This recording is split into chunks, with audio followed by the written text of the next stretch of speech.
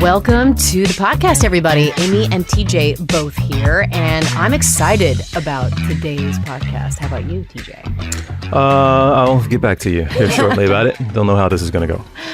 TBD. And the reason why he said that is because we actually talked about this topic together and both agreed upon it before we sat down. It started, and correct me if I'm wrong here, TJ, when we were on text with each other and we were exploring our feelings, and you suggested, because yes, we know each other, yes, we'd known each other for a long time, but it doesn't mean we knew everything about each other. And you said to me one night, ask me anything and I'll answer it. I'll be honest, and nothing's off the table. And it's funny, even as somebody who interviewed people for a living, I was intimidated. I didn't know what to ask, what not to ask, and so I just kind of went for it. And you were extremely honest. And it was a nice way to further our relationship, to deepen our relationship. Would you agree? I didn't realize it at the time because I thought you'd take advantage of something like that, because I meant it every time I said it. And I had to egg you on and push you to ask me a question. But yeah, you're, of all people, it's nothing I'm hiding from you, so I don't need to hold my tongue or be careful. So it's a relief to be asked anything by you. We're going to take turns, and I will put myself in the hot seat. But this episode, I actually realized as I sat down, I got a ton of questions I don't know the answer to. And we agreed that we wouldn't obviously let each other know what the other is going to ask. So I don't even know where you're going to go with your questions or what themes you're going to have or any of that. And the same goes for you. And you ready to get started? Yeah. All right, let's jump in. Let's dive in head first. How would you describe your life to someone who didn't know you?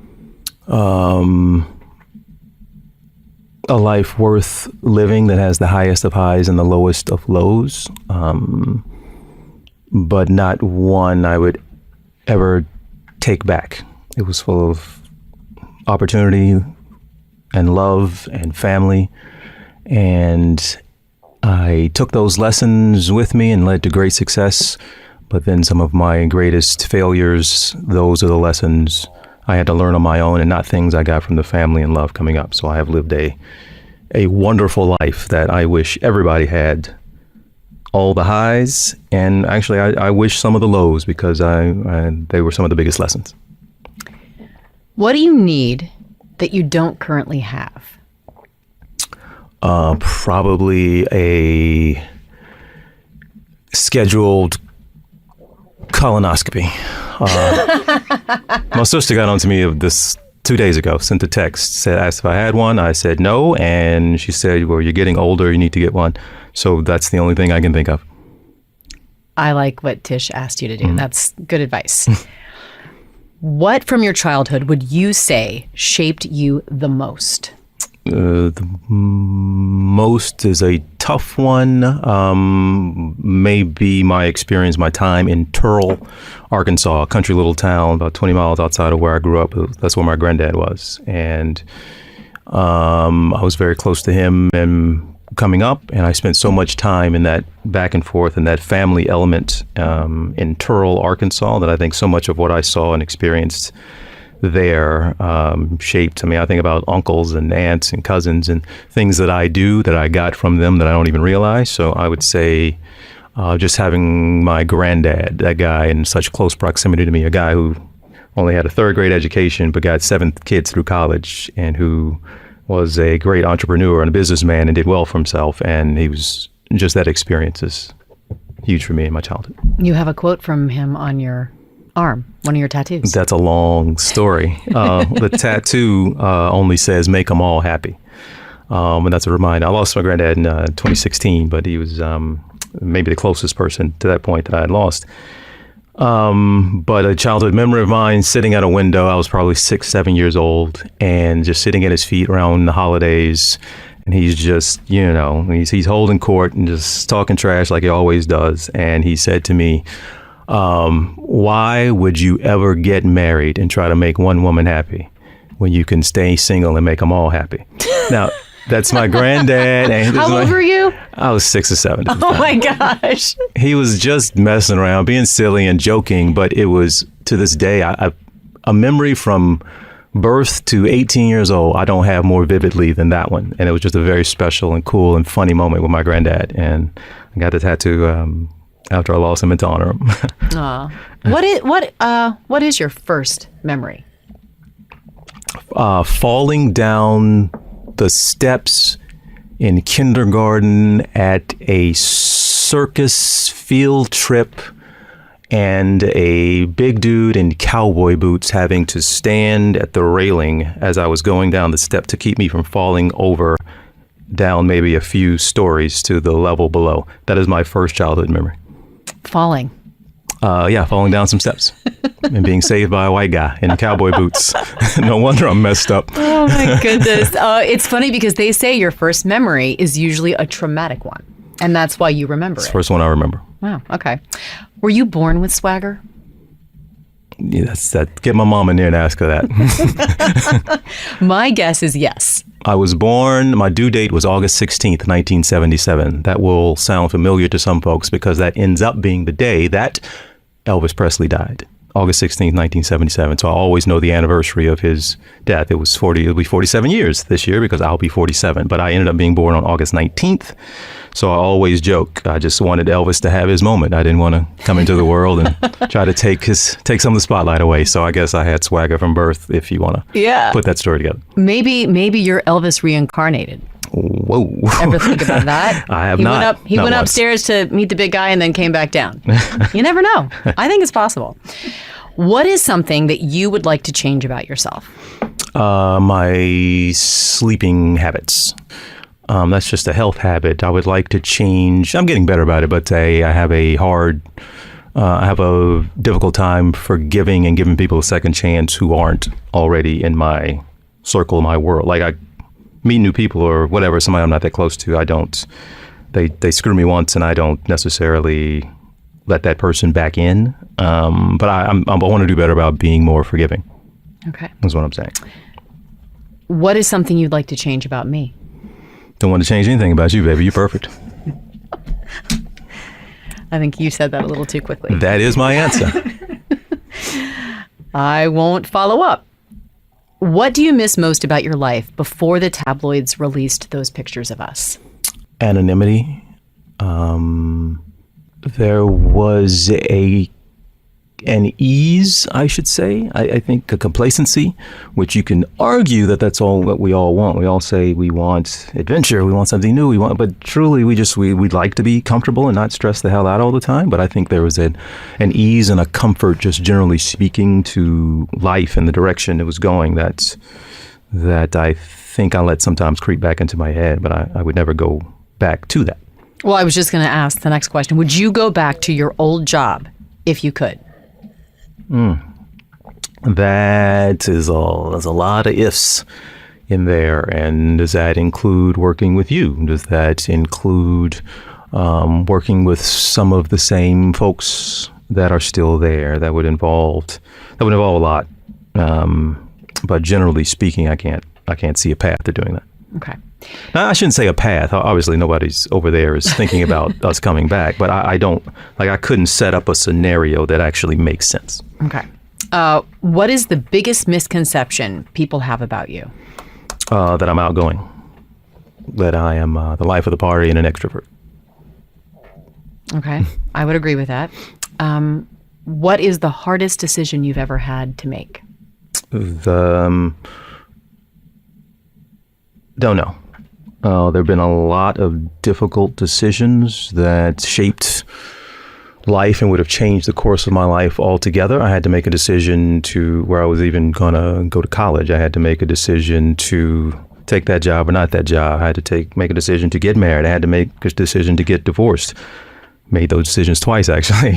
Right? All those things came. I think one of the biggest turning points in my life that I always wonder about is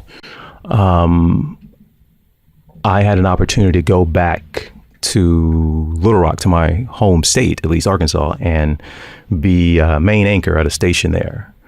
And at the same time, I had an offer to go to CNN to be an anchor. And that was a 50-50 shot.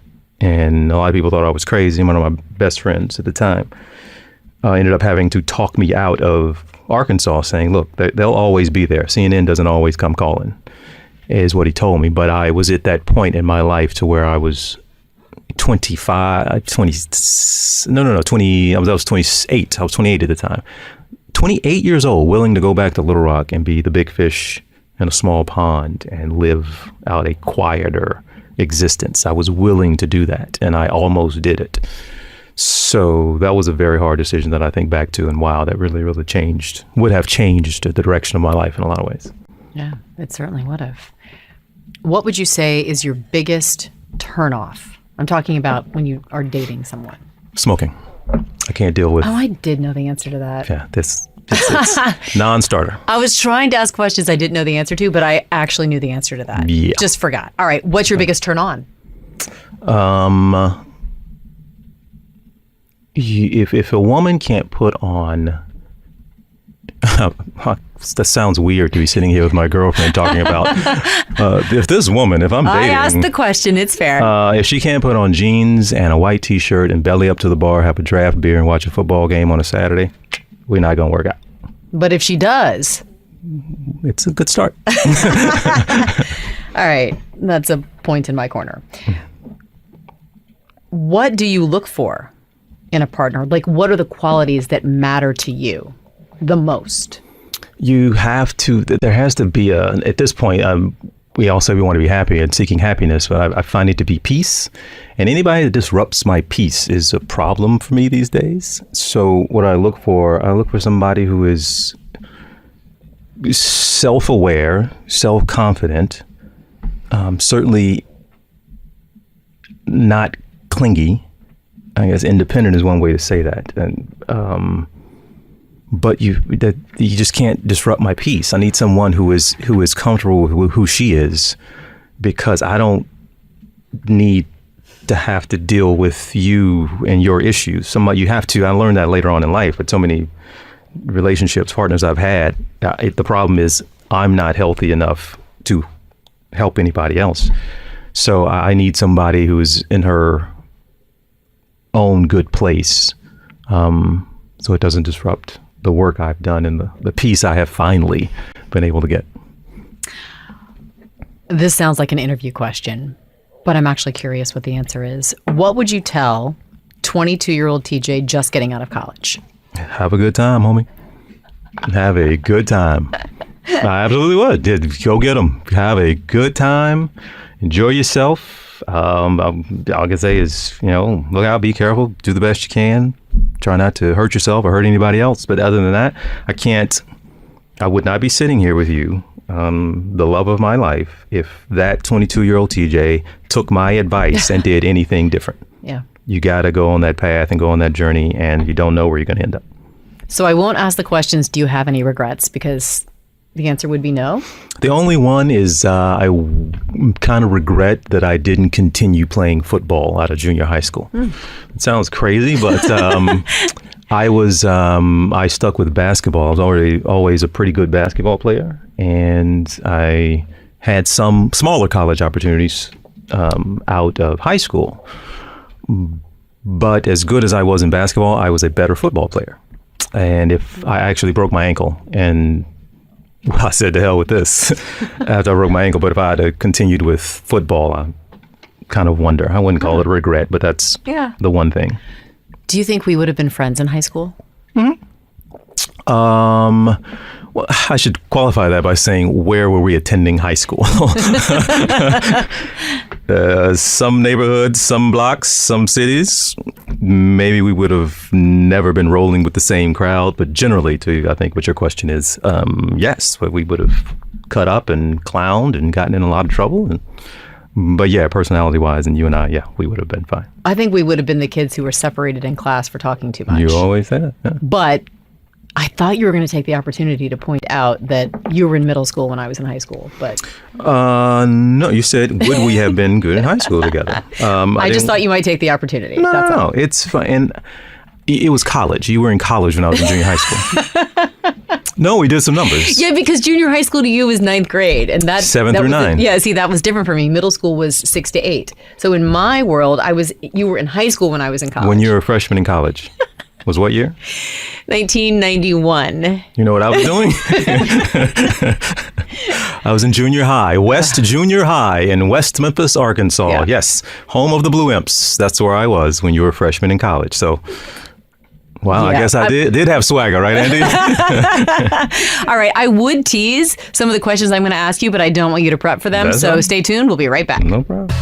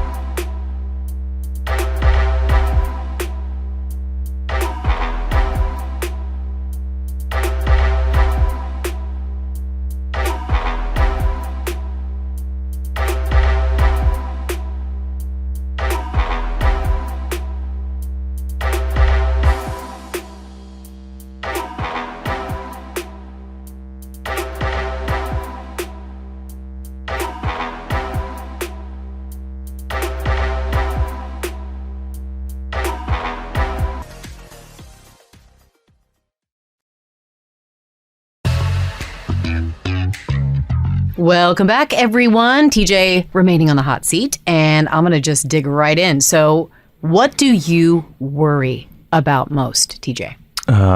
Sabine being okay. My health and business and professional success. What is something you could say right now that would surprise me? I could say that surprises you. You would be surprised to know that as soon as we get done with our work today in this podcast, that I need to take up an issue with you from an email that I sent you earlier. Great. That just sounds so much fun. Like maybe I'm going to extend this even further. My response is, you asked. Can't wait for that. All right. Who would you like to interview most on this podcast? Diane Warren, Jimmy Allen, Matt and Rachel. I'll leave it at that. You said who was one, but those are three that popped into, or three or four that popped into my mind immediately. All right. And I say Matt and Rachel, maybe some do know, but Matt James, we will have him on with Rachel. I'm actually looking forward to it, to having that conversation with him. Yeah, they're good people, and I think we've had some shared experiences. What is your most embarrassing moment? There have been a lot of embarrassing moments. Pick one. But all right, I'll pick the one in which I was new to KNTV out in the Bay Area, the NBC station out there. I was fairly new. I was filling in for the main anchor on the late news, and they did not update the prompter at the top of the show. His name was still in the prompter, and I introduced myself by calling myself his name. I have heard that story before, yes, but it's always good to repeat. I forgot you were going to go there, but yes, that's I didn't know it was, but that's the most embarrassing thing that's come to mind. Is there a video of that anywhere? I don't know. It was tapes and whatnot back then, so it's probably long gone. But beta tapes or something. So man, that would have been fun to watch. All right. I don't know the answer to this. Do you care what people think about you? Yes, we all do. We can't help it. If anybody says no, they don't, then, well, I think it's rare that people don't care what people think about them. But I think everybody does. It's just a matter of how much are you willing to adjust who you are to try to be liked. And that's, I guess that's where it stops. I care up to that point. Yeah, I was going to ask, how much do you care? How much does it affect you? Well, not very much these days, because I don't know what people think of me, because I don't spend time reading anything, as you know. But I obviously I'm aware that folks out there will continue to say particular things about us, and there'll be a narrative that some won't ever get away from. But care, yeah. And we have to care to a certain degree more in that we actually work in public life to where what somebody thinks of you or somebody, we've seen it, a hashtag costs people jobs and careers and opportunities. And people think that's okay and some deserve that and others say some don't. But the point just being it's what people think of us is not just a personal impact. It can be a professional one. What would you say is your worst habit? Worst habit. I have a bad habit of blank. Worst. I mean, oh God. I'm trying to think of the habits. Have a bad sleeping habit. Not sleeping is not a habit. Well, it can be, and it kind of is for you. But that's awful. It's there's a countdown clock going for me every single day that's going to expire at about 4:30 a.m. So the closer I get to that time is how much sleep I'm going to lose. So if it's 10 o'clock at night, 11 o'clock at night, midnight, some people can go to bed at midnight and then say, I'll just sleep in until 7 or 8. If I go to bed at midnight, I go to bed at 1, doesn't matter. I am getting up at 4:30. So I have this kind of countdown in my head every single day. And you've seen this. I don't have to set my alarm. I just pop up. And so I don't know how to, that's a habit. That's a health habit I need to change, but that's an awful one. And that countdown clock does not help. Isn't that just anxiety producing? Well, it probably keeps me from falling asleep faster. I think a lot of people can at least relate to staring at, like, it's midnight and they're like, oh God, I have to get up at 5. And then you're so stressed that you're missing sleep that you can't sleep. So I don't necessarily have that type of anxiety about it. What is your biggest pet peeve about other people? Folks that stand on an escalator. We'll get there twice as fast, folks, if you just walk. Okay, please. So I rode an escalator down with you one time, and you said to me, this isn't a ride. It's not an amusement park ride. Come on, people. I was confused, and you were like, what are you waiting on? Move. That must have been early on, because you know now. Now I know. Yes. Do not stand on the escalator when you're with TJ. What are you most afraid of? I am afraid of, I guess all my fears have to do with Sabine, right? Have to do with family, have to do with health, have to do with those things. But in day-to-day life, I don't, I've gotten away from that. And I used to be, like that question 5 years ago would have spawned a much different answer. But it seems weird to be at a place where I'm not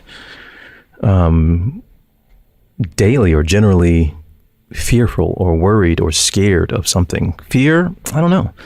I mean, I guess I I'm not supposed to say I fear death. Not necessarily. I mean, I don't think about it like that. I don't know. I don't know what I fear. You're fearless. No, I wouldn't say that. I mean, because I always think right, this courage is understanding, feeling, acknowledging the fear, and then doing it anyway. I would like to think that, even this venture of what we're doing here, that was a little fearful of trying something new, but I don't necessarily think that's what you mean. That sounds like a smaller thing, but I don't know what on a regular basis I fear. That's one I actually don't know. All right. Honest answer there.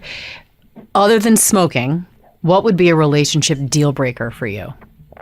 Other than? Well, because that's what you had said before was a turnoff. Oh, other than smoking. Try something.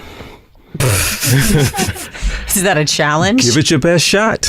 Other than a turnoff and getting into a relationship or versus getting out. Well, I'm thinking at it. This is like being in a relationship with somebody, and could somebody do something that is a relationship deal breaker for you? Asking for a friend. I think there's a trust element having to do with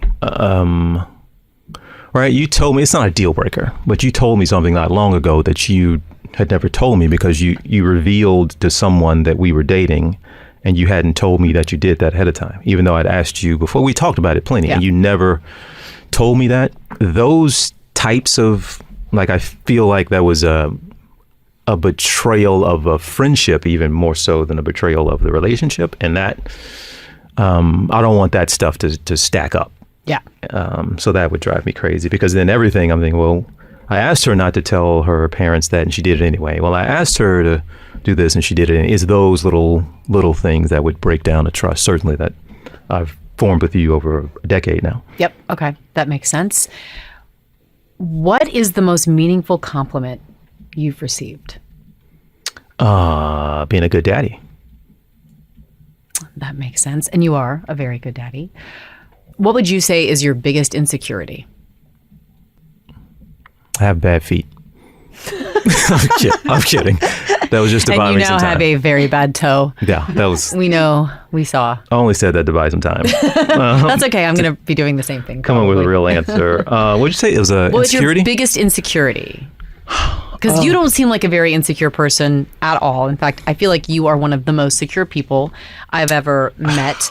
And yet I know you're human, so you have to have some sort of insecurity that pecks away at you a little bit here and there. I'm insecure about... You know what? This maybe have something to do with our business, right? For too long, I attached my worth, my value, my identity to the accolades or the adoration I was getting publicly. So when that goes away, in a way it did, to where we got more famous than ever, but not for what our jobs were, I think that it was definitely an insecurity that then many folks in the public and in privately, friends and family, reassured you and let you know, wow, that is not what I am known for. That is not what people are complimenting me for. That is not what people are rooting for me for. That is not, that's not it. And we know that, and I've talked to plenty about authors we read and lessons we learn, but it's, I think that's an insecurity I had, and something I'd worked on in years prior to get away from that and to make sure I always remember who I am, which has nothing to do with what I ever did on air.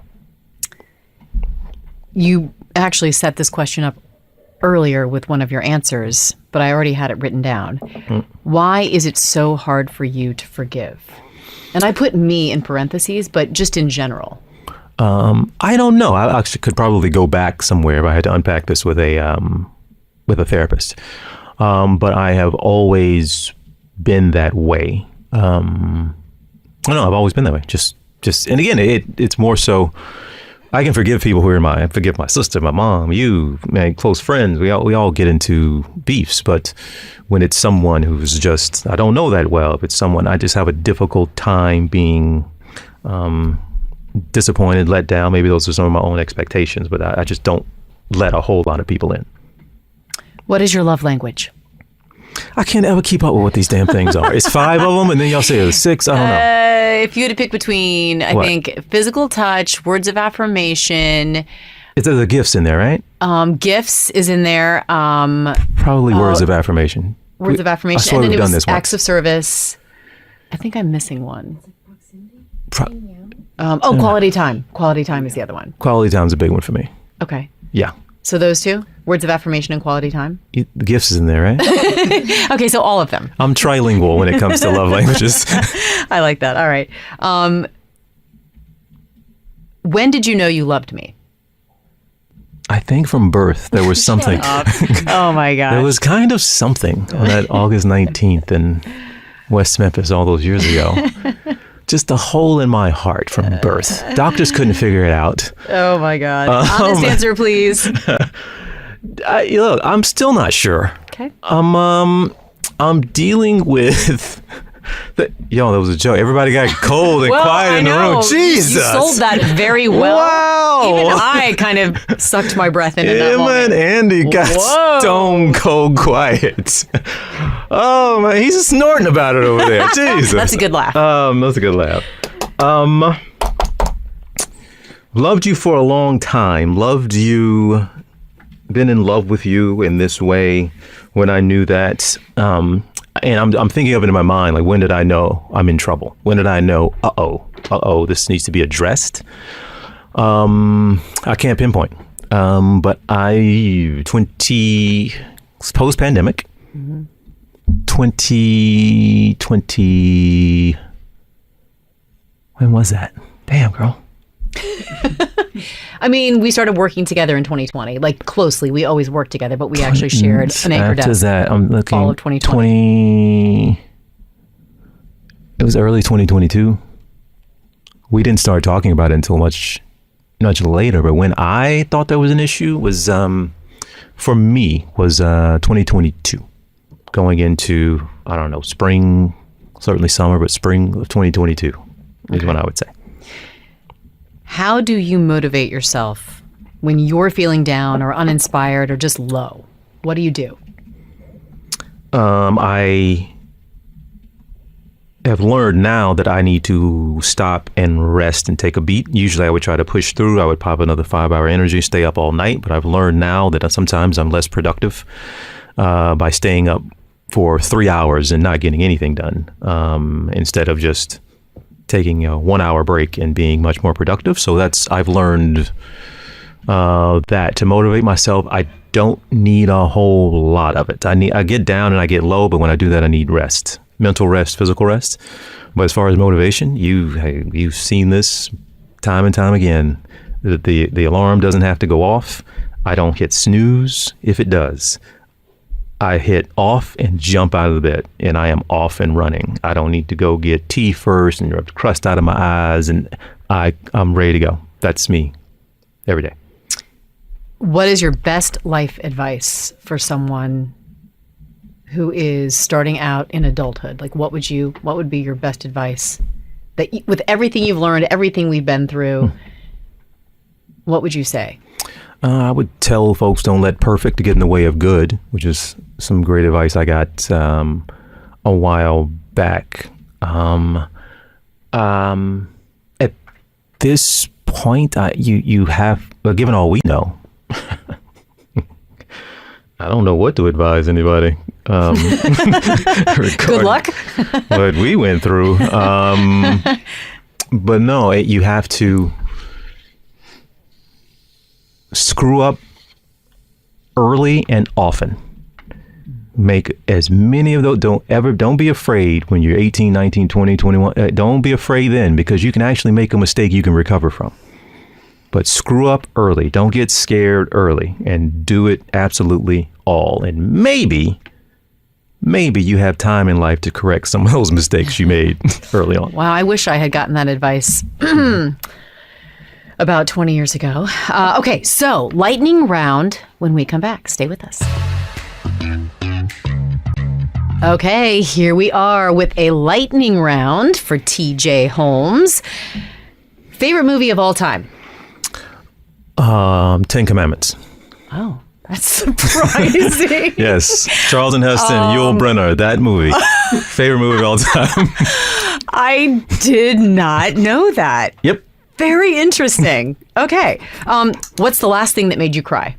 Probably you. I didn't say who is the last person to make you cry. Okay. Something you said is the last thing that made me cry. Fine. Duly noted. I'm not going to ask what it was because I probably just don't. I want to keep that to ourselves. Mm-hmm. What song will get you on the dance floor? A$AP Rocky, Effin' Problems. Okay. Favorite country you visited? Morocco, maybe. Wait, there's a Brazil in there. Give me 1 second. Maybe. France. There's so many good ones. Wait, I'm trying. Just what trip I enjoyed the most? Let's go with France. Okay. And what country do you still want to visit that you haven't yet? That's on the top of your list. Top. Egypt is way up there. We are in sync with that. All right. I don't know the answer to this. Favorite color? Black. That's mine. What the hell, man? I mean, you gotta have some silly ones in there. You see me. The color I wear most is probably, I do wear black most. But as far as being on TV, blue. I would go with a lot of blue. Okay. Favorite holiday? Thanksgiving. Oh, I knew that. Dang. Yep. Celebrity crush? There are so many. Oh God, there are a lot. Zazie Beetz, Helen Mirren, Emily Blunt, Angela Bassett. Wow, you can stop now. My God. Edgar Ramirez, Denzel Washington. Oh my God.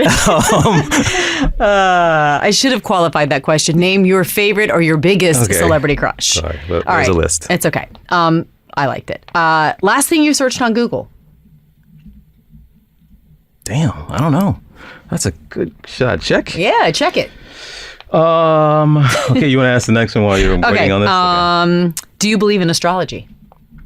It's fun to play around with, but not really. That's so Leo of you. Last book you read? Cover to cover? Yeah, exactly. I'm really curious what this one is. Cover to cover with cover to cover. Eesh. You know what? Cover to cover. You know what it was? It was Will Smith's autobiography. Okay. Because I had an interview coming up with him, and yeah, cover to cover. I think that was the last one. Because I had read all the Singer stuff, Michael Singer, and yeah. I think I'd read all that beforehand. I think that was it. I listened to that book. No. It's still, it is an amazing book. It's an amazing read or listen. All right. What's the last thing you Googled? Art Malik. What? Please explain. He is the actor who plays the villain in True Lies. What? Why did you Google that? I was trying to remember who he was. I had the movie on. You know, I always have something on in the background. True Lies is one of my absolute favorites. Jamie Lee Curtis is one of our absolute favorites of all time. And he is the bad guy, the terrorist in it, but he is a British actor. And I was trying to look up his background. That is the last thing that I Googled. That is very funny. Okay. Best gift you've ever received? Man, I got a lot of crappy gifts. Or they're so good you can't pick. Best I've ever received. I really do not know. Do you have a gift that you remember? How about that? Because have you ever gone through Christmas and you're like, wait, someone asks you what your favorite gift is and you can't even remember one of them? Was there a memorable gift? You know what I got? I got when I was, I don't know, 5, 6, 7. I got a G.I. Joe set that had like 40, 50 pieces in it. I cannot remember being that excited about a gift since. That makes sense. But yeah, I've got a lot of nice gifts, but the greatest gift, I was trying to think, did anybody ever give me a car or a suit or a house or pay my rent for the month or something? I've never gotten anything on that scale. Yeah. All right, but memorable. I like that. What would your last meal be? I need a shrimp ceviche to start. I need a Caesar salad, no croutons, dressing on the side with anchovies as well. I need a lobster ravioli to go along with my bone-in filet that's cooked mid-rare, and I need a bread pudding for dessert. Okay. Yes, none of those things surprise me. All right. Best way to die? As late as possible. Okay, fair. Favorite interview? I hate when people ask me this, but I'm asking it to you. Favorite interview of all time? All time, probably a series of them I did with Alex Trebek. Oh, yeah. Favorite because I just learned so much from him and the time I got to spend with him, which was a lot. But that will always stand out. There's been so many over the years, obviously, but you enjoy them for different reasons. You enjoy some of them because they made big headlines and were good for your career. Others because you got to meet great people. And there's the whole range of emotions with Alex Trebek, but he was somebody I valued spending time with and will always be a blessing to have been around him as much as I was. Yeah, that was very cool that time you got with him. We all learned a lot from you about him. Dream car? That I've owned them, I think, already. Well, I'm a big car guy, but I'm not a big exotic car guy. So I had for a few years a a bright red Corvette. And Do that you was miss the car? I missed that car a lot. It was stick shift, right? It was a 6-speed. So good. I can see it now. I can see me in it now. But my dream car, I am a very basic dude. I want just a fully loaded white Chevy Tahoe, and I'll be happy the rest of my life. Okay. Best stress reliever? Running. That is very, very true. I love that. This is out of the lightning round because I just maybe want to end on something, insightful, something to leave the listener with. What would you say is your biggest takeaway from the aftermath of this past year? Biggest is biggest. There's so many. I have the takeaway has to be that this too shall pass. People have told me that my entire life, or when something comes up, and so many did tell me that this time. Some you can tell. Sometimes people say it in passing, and some people say it still being sincere, but others say it from experience, and it really does. It never feels like it when it's happening to you and you're in the moment, but it is absolutely true that with time, things pass, wounds do heal, and there is going to be a way forward. So I have learned that more than anything, that it's actually true. And here is the question that so many of us ask at the end of interviews. Is there anything I didn't ask you that you'd like to say? Nope. And I love when the interviewee would say that. Nope, good to go. Like, all right, my plane's taking off here an hour and a half anyway. You covered it all. Great. Good to hear. How did that feel? How did it feel? It was fine. I mean, I'm not going to, take issue with the interviewer. You're the professional here. I like asking the questions. Mm-hmm. Which one do you prefer most? Asking or answering? Yes. Asking. Yeah, same. It's easier for me, though, to answer them because, like I said, you can ask me anything. There wasn't too much in here that was so out of the box or controversial or threw me off to where I didn't feel like I could just open my mouth and speak. I don't, there are times, our entire careers, when on live television, you always, to some degree, have to be mindful of what comes out of your mouth. You can't be completely honest. You got to couch it a little bit. And this is just an environment here where I don't feel like I have to do that, and this episode is not one where I felt that either. Well, that's good. That feels good. I'm curious, is there a question you thought I was going to ask that I didn't? Oh, no. Okay. I don't think so. All right. More to come. I love it. Well, thank you, TJ, for being our guest on the Amy and TJ podcast. Thank you so much. I like what you guys are doing here. I hope you come back next week or in a couple days. It'd be nice to have you around in the studio. I'm in town. I know where to find you. All right, everybody. You can find us on Instagram at Amy and TJ Podcast. We're both on, we both joined TikTok. We have our private Instagram accounts. There are numerous ways you all can reach out, but we hope you will. And we hope you have a fantastic day.